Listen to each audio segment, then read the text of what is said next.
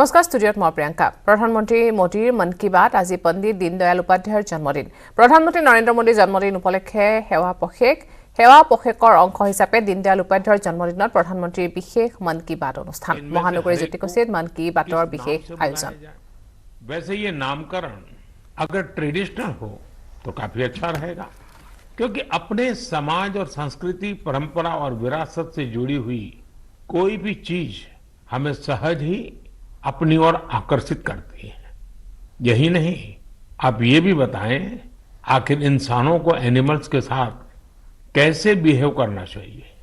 हमारी fundamental duties में भी तो रिस्पेक्ट फॉर एनिमल्स पर जोर दिया गया है। मेरी आप सभी से अपील है कि आप इस कंपटीशन में जरूर भाग लीजिए। क्या पता इनाम स्वरूप चीते देखने का पहला अवसर आपको ही मिल जाए। मेरे प्यारे देशवासियों, आज 25 सितंबर को देश के प्रखर मानवतावादी, चिंतक और महान सपूत दीनदयाल उपाध्याय जी का जन्मदिन मनाया जाता है। किसी भी देश के युवा जैसे जैसे अपनी पहचान और गौरव पर गर्व करते हैं, उन्हें अपने मौलिक विचार और दर्शन उतने ही आकर्षित करते हैं। दीनदयाल जी के विचारों की सबसे बड़ी खूबी यही रही है, उन्होंने अपने जीवन में विश्व की बड़ी बड़ी उथल पुथल को देखा था। वो विचारधाराओं के संघर्षों के साक्षी बने थे। इसलिए उन्होंने एकात्म मानव दर्शन और अंत्योदय का एक विचार देश के सामने रखा, जो पूरी तरह भारतीय था।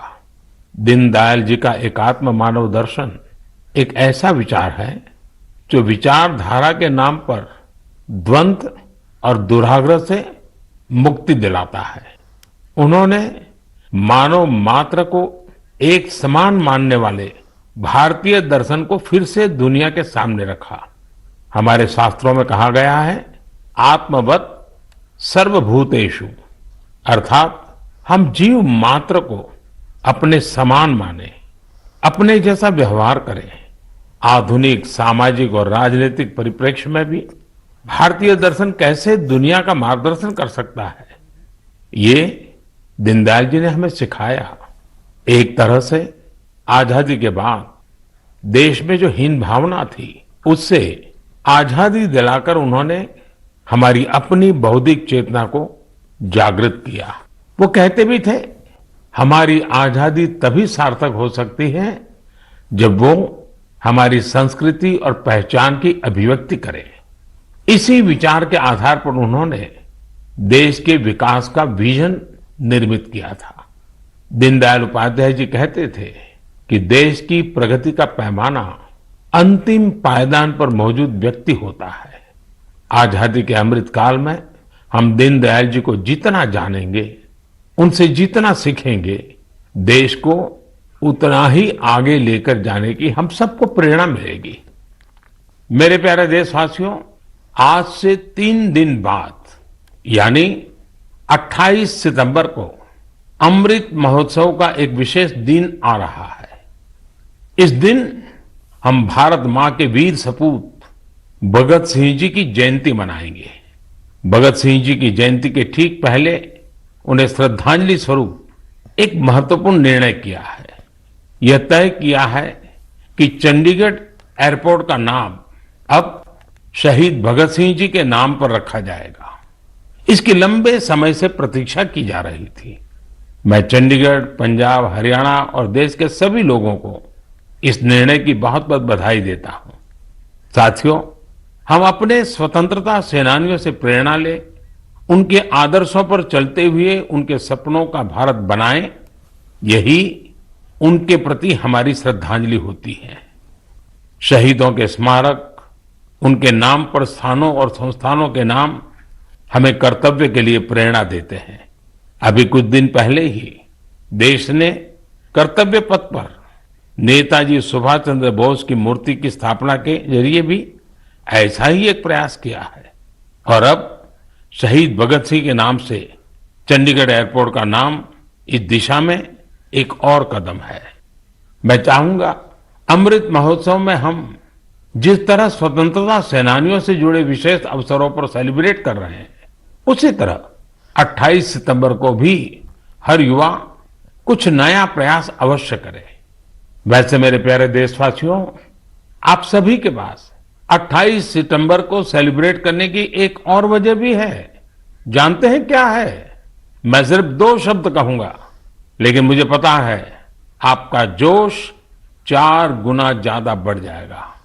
ये 2 शब्द हैं सर्जिकल स्ट्राइक। बढ़ गया ना जोश? हमारे देश में अमृत महोत्सव का जो अभियान चल रहा है, उन्हें हम पूरे मनोयोग से सेलिब्रेट करें, अपनी खुशियों को सबके साथ साझा करें। मेरे प्यारे देशवासियों, कहते हैं जीवन के संघर्षों से तपे हुए व्यक्ति के सामने कोई भी बाधा टिक नहीं पाती। अपनी रोजमर्रा की जिंदगी में हम कुछ ऐसे साथियों को भी देखते हैं जो किसी ना किसी शारीरिक चुनौती से मुकाबला कर रहे हैं। बहुत से ऐसे भी लोग हैं जो या तो सुन नहीं पाते या बोलकर अपनी बात नहीं रख पाते। ऐसे साथियों के लिए सबसे बड़ा संबल होती है साइन लैंग्वेज। लेकिन भारत में बरसों से एक बड़ी दिक्कत ये थी कि साइन लैंग्वेज के लिए कोई स्पष्ट हाव भाव तय नहीं थे, स्टैंडर्ड्स नहीं थे। इन मुश्किलों को दूर करने के लिए ही वर्ष 2015 में Indian sign language research and training centre की स्थापना हुई थी। मुझे खुशी है कि ये संस्थान अब तक 10,000 वर्ड्स और एक्सप्रेशंस की डिक्शनरी तैयार कर चुका है। 2 दिन पहले यानी 23 सितंबर को साइन लैंग्वेज डे पर कई स्कूली पाठ्यक्रमों को भी साइन लैंग्वेज में लॉन्च किया गया है। साइन लैंग्वेज के तय स्टैंडर्ड को बनाए रखने के लिए राष्ट्रीय शिक्षा नीति में भी काफी बल दिया गया है। साइन लैंग्वेज की जो डिक्शनरी बनी है, उसके वीडियो बनाकर भी उनका निरंतर प्रसार किया जा रहा है। YouTube पर कई लोगों ने, कई संस्थानों ने इंडियन साइन लैंग्वेज में अपने चैनल शुरू कर दिए हैं। यानी 7-8 साल पहले साइन लैंग्वेज को लेकर जो अभियान देश में प्रारंभ हुआ था, अब उसका लाभ लाखों मेरे दिव्यांग भाई बहनों को होने लगा है। हरियाणा के रहने वाली पूजा जी तो इंडियन साइन लैंग्वेज से बहुत खुश है। पहले वो अपने बेटे से ही संवाद नहीं कर पाती थी, लेकिन 2018 में साइन लैंग्वेज की ट्रेनिंग लेने के बाद मां बेटे दोनों का जीवन आसान हो गया है। पूजा जी के बेटे ने भी साइन लैंग्वेज सीखी और अपने स्कूल में उसने स्टोरी टेलिंग में प्राइज जीतकर भी दिखा दिया। इसी तरह टिंका जी की 6 साल की एक बिटिया है जो सुन नहीं पाती है। टिंका जी ने अपनी बेटी को साइन लैंग्वेज का कोर्स कराया था, लेकिन उन्हें खुद साइन लैंग्वेज नहीं आती थी। इस वजह से वो अपनी बच्ची से कम्युनिकेट नहीं कर पाती थी। अब टिंका जी ने भी साइन लैंग्वेज की ट्रेनिंग ली है और दोनों मां बेटी अब आपस में खूब बातें किया करती हैं। इन प्रयासों का बहुत बड़ा लाभ केरला की मंजू जी को भी हुआ है। मंजू जी जन्म से ही सुन नहीं पाती है। इतना ही नहीं, उनके पेरेंट के जीवन में भी यही स्थिति रही है। ऐसे में साइन लैंग्वेज ही पूरे परिवार के लिए संवाद का जरिया बनी है। अब तो मंजू जी खुद ही साइन लैंग्वेज की टीचर बनने का भी फैसला ले लिया है। साथियों, मैं इसके बारे में मन की बात में इसलिए भी चर्चा कर रहा हूं ताकि इंडियन साइन लैंग्वेज को लेकर अवेयरनेस बढ़े। इससे हम अपने दिव्यांग साथियों की अधिक से अधिक मदद कर सकेंगे। भाई और बहनों, कुछ दिन पहले मुझे ब्रेल में लिखी हेमकोश की एक कॉपी भी मिली है। हेमकोश असमिया भाषा की सबसे पुरानी डिक्शनरीज में से एक है। यह 19वीं शताब्दी में तैयार की गई थी। इसका संपादन प्रख्यात भाषाविद हेमचंद्र बरुआ जी ने किया था। हेमकोश का ब्रेल एडिशन करीब 10,000 पन्नों का है। और यह 15 वॉल्यूम से भी अधिक में प्रकाशित होने जा रहा है। इसमें 1 लाख से भी अधिक शब्दों का अनुवाद होना है। मैं इस संवेदनशील प्रयास की बहुत सराहना करता हूं। इस तरह के हर प्रयास दिव्यांग साथियों का कौशल और सामर्थ्य बढ़ाने में बहुत मदद करते हैं। आज भारत पैरा स्पोर्ट्स में भी सफलता के परचम लहरा रहा है। हम सभी कई टूर्नामेंट्स में इसके साक्षी रहे हैं। आज कई लोग ऐसे हैं जो दिव्यांगों के बीच फिटनेस कल्चर को जमीनी स्तर पर बढ़ावा देने में जुटे हैं। इससे दिव्यांगों के आत्मविश्वास को बहुत बल मिलता है। मेरे प्यारे देशवासियों, मैं कुछ दिन पहले सूरत की एक बिटिया अन्वी से मिला। अन्वी और अन्वी के योग से मेरी वो मुलाकात इतनी यादगार रही है कि उसके बारे में मैं मन की बात के सभी श्रोताओं को जरूर बताना चाहता हूं। साथियों, अन्वी जन्म से ही डाउन सिंड्रोम से पीड़ित है और वो बचपन से ही हार्ट की गंभीर बीमारी से भी जूझती रही है। जब वो केवल 3 महीने की थी तभी उसे ओपन हार्ट सर्जरी से भी गुजरना पड़ा। इन सब मुश्किलों के बावजूद न तो अन्वी ने और न ही उसके माता पिता ने कभी हार मानी। अन्वी के माता पिता ने डाउन सिंड्रोम के बारे में पूरी जानकारी इकट्ठा की और फिर तय किया कि अन्वी की दूसरों पर निर्भरता को कम कैसे करेंगे। उन्होंने अन्वी को पानी का ग्लास कैसे उठाना, जूते के फीते कैसे बांधना, कपड़ों के बटन कैसे लगाना, ऐसी छोटी छोटी चीजें सिखाना शुरू किया। कौन सी चीज की जगह कहां है, कौन सी अच्छी आदतें होती हैं, ये सब कुछ बहुत धैर्य के साथ उन्होंने अन्वी को सिखाने की कोशिश की। बिटिया अन्वी ने जिस तरह सीखने की इच्छा शक्ति दिखाई, अपनी प्रतिभा दिखाई, उससे उसके माता पिता को भी बहुत हौसला मिला। उन्होंने अन्वी को योग सीखने के लिए प्रेरित किया। मुसीबत इतनी गंभीर थी कि अन्वी अपने 2 पैर पर भी खड़ी नहीं हो पाती थी। ऐसी परिस्थिति में उनके माता पिताजी ने अन्वी को योग सीखने के लिए प्रेरित किया। पहली बार जब वो योग सिखाने वाली कोच के पास गई तो वे भी बड़ी दुविधा में थे कि क्या ये मासूम बच्ची योग कर पाएगी।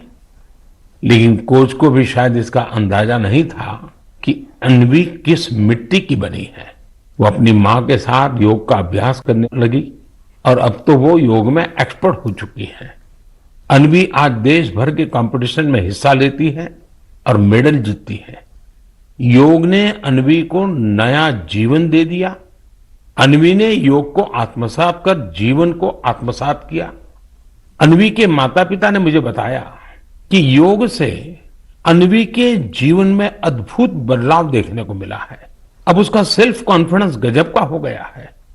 योग से अन्वी की फिजिकल हेल्थ में भी सुधार हुआ है और दवाओं की जरूरत भी कम होती चली जा रही है। मैं चाहूंगा कि देश विदेश में मौजूद मन की बात के श्रोता अन्वी को योग से हुए लाभ का वैज्ञानिक अध्ययन कर सके। मुझे लगता है कि अन्वी एक बढ़िया केस स्टडी है। जो योग के सामर्थ्य को जांचना परखना चाहते हैं, ऐसे वैज्ञानिकों ने आगे आकर के अन्वी की इस सफलता पर अध्ययन करके योग के सामर्थ्य से दुनिया को परिचित कराना चाहिए। ऐसी कोई भी रिसर्च दुनिया भर में डाउन सिंड्रोम से पीड़ित बच्चों की बहुत मदद कर सकती है। दुनिया अब इस बात को स्वीकार कर चुकी है कि फिजिकल और मेंटल वेलनेस के लिए योग बहुत ज्यादा कारगर है। विशेषकर डायबिटीज और ब्लड प्रेशर से जुड़ी मुश्किलों में योग से बहुत मदद मिलती है। योग की ऐसी ही शक्ति को देखते हुए 21 जून को संयुक्त राष्ट्र ने अंतर्राष्ट्रीय योग दिवस मनाना तय किया हुआ है। अब यूनाइटेड नेशन संयुक्त राष्ट्र ने भारत के एक और प्रयास को रिकॉग्नाइज किया है, उसे सम्मानित किया है। ये प्रयास है वर्ष 2017 में शुरू किया गया इंडिया हाइपरटेंशन कंट्रोल इनिशिएटिव। इसके तहत ब्लड प्रेशर की मुश्किलों से जूझ रहे लाखों लोगों का इलाज सरकारी सेवा केंद्रों में किया जा रहा है। जिस तरह इस इनिशिएटिव ने अंतर्राष्ट्रीय संस्थाओं का ध्यान अपनी ओर खींचा है, वो अभूतपूर्व है। ये हम सबके लिए उत्साह बढ़ाने वाली बात है कि जिन लोगों का उपचार हुआ है उनमें से करीब आधे का ब्लड प्रेशर कंट्रोल में है। मैं इस इनिशिएटिव के लिए काम करने वाले उन सभी लोगों को बहुत बहुत बधाई देता हूं जिन्होंने अपने अथक परिश्रम से इसे सफल बनाया।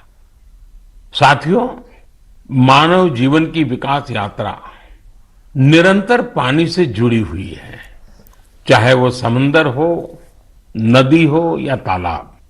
भारत का भी सौभाग्य है कि करीब 7,500 किलोमीटर से अधिक लंबी कोस्टलाइन के कारण हमारा समुद्र से नाता अटूट रहा है। यह तटीय सीमा कई राज्यों और द्वीपों से होकर गुजरती है। भारत के अलग अलग समुदायों और विविधताओं से भरी संस्कृति को यहां फलते फूलते देखा जा सकता है। इतना ही नहीं, इन तटीय इलाकों का खान पान लोगों को खूब आकर्षित करता है। लेकिन इन मजेदार बातों के साथ ही एक दुखद पहलू भी है।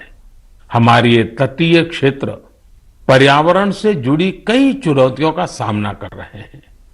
क्लाइमेट चेंज मरीन इकोसिस्टम के लिए बड़ा खतरा बना हुआ है, तो दूसरी ओर हमारे बीचीज पर फैली गंदगी परेशान करने वाली है। हमारी यह जिम्मेदारी बनती है कि हम इन चुनौतियों के लिए गंभीर और निरंतर प्रयास करें। यहां मैं देश के तटीय क्षेत्रों में कोस्टल क्लीनिंग की एक कोशिश, स्वच्छ सागर सुरक्षित सागर, इसके बारे में बात करना चाहूंगा। 5 जुलाई को शुरू हुआ यह अभियान बीते 17 सितंबर को विश्वकर्मा जयंती के दिन संपन्न हुआ। इसी दिन कोस्टल क्लीनअप डे भी था। आजादी के अमृत महोत्सव में शुरू हुई यह मुहिम 75 दिनों तक चली। इसमें जन भागीदारी देखते ही बन रही थी।